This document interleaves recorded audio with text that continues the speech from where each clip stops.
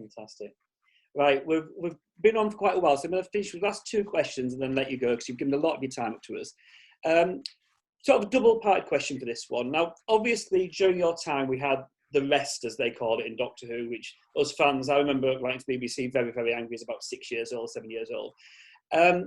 Aside from that, because obviously that was not a good time, what was the toughest challenge about working on this show?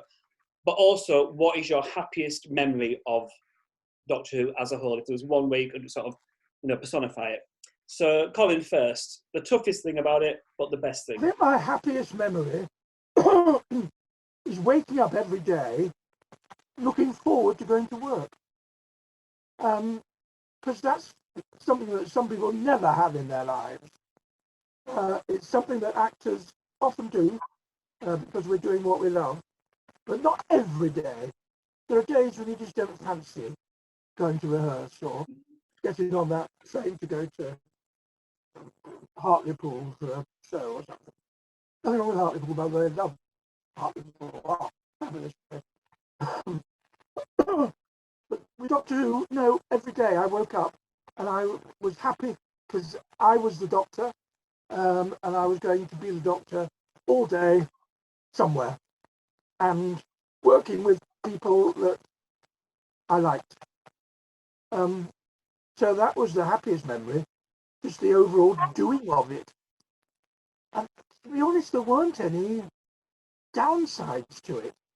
Towards the end, became slightly aware that there was something going on, which I found unsettling a bit.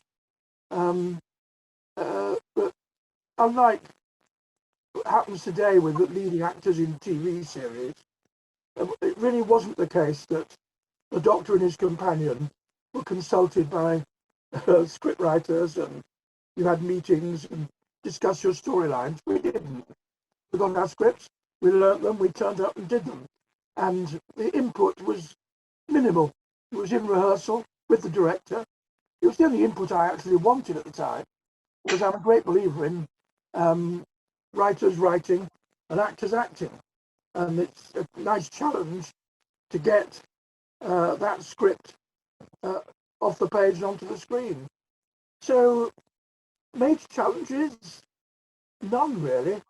I suppose it was my own lack of awareness of what was going on. I would have been very challenged if I'd known what we now know was happening between the producer and the script editor and some of the writers and what was happening on the back corridors of the BBC. It would have been rather depressing, and I'm glad I didn't know about it, quite frankly. Makes sense. And yourself, Nicola? Biggest challenge, but the best memories? I could say the biggest challenge was being American 24/7. Because that's what I had to do, because my agent was going to tell them and then he just didn't. So I had to spend all my rehearsals, all my traveling, all my conventions, all my off time, literally, unless I was hidden away in isolation, being American. So, but weirdly, I just accepted it as part of what I had to do to have the job. And I can't say I felt desperately stressed about it. I just handled it. And I would probably say the most challenging thing was finding somewhere to park your car when you're in the studio. Because Colin's laughing his head off, which is true. He knows it's the truth. So I think the Doctor was allowed to park in the proper big executive car park. And the joke is these things were always empty when we finished filming at 10:30 at night. But the lowly assistant had to park further along, what is now probably Whiteley's, in a very, very muddy car park.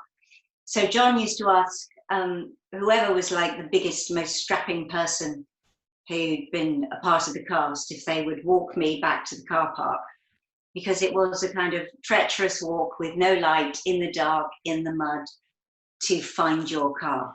And there were a couple of times I ended up doing it on my own, and I was doing all those comforting whistling noises that you do when you go, so that was probably the most challenging thing I had to do, get back to my car after a studio. And the rest was all just sheer joy. as Colin said, you just, every day I woke up and went, pinch me, it's not real. Have I really got this part? Am I really doing this straight out of drama school? Am I really having so much fun? Wow, I'm the luckiest person on the planet. Wow, wow, wow, wow, wow. And I was really, really down when I left. I knew I wanted to move on, but it wasn't just leaving a show, it was leaving a family. And I got in the car and they were all just going to carry on working and I just wouldn't be there. And that's why I couldn't watch the show afterwards, because I thought, oh, that's just going to be too gut-wrenching. It was my world, and it was a lovely, lovely, wonderful, creative, exciting, fun, brilliant world. Of course, I never had that. I never had that because when I left, I didn't know I was leaving. I was finishing the series thinking I was going back. So there was never that moment. Suddenly, I was all on my own and found out there wasn't going to be any more. So that was a kind of really odd moment. Yeah. At the end of the phone where the producer rings her up. I've got good news and bad news, he said. I said, what's the good news? Doctor Who's coming back next year. Oh, great. Unfortunately, I've been asked to recast the Doctor. I mean, I was a great friend of John's, but he could have put that better. Yes. He could. But, yeah, that's hard. I think your way's worse, actually. Going away knowing it was carrying on.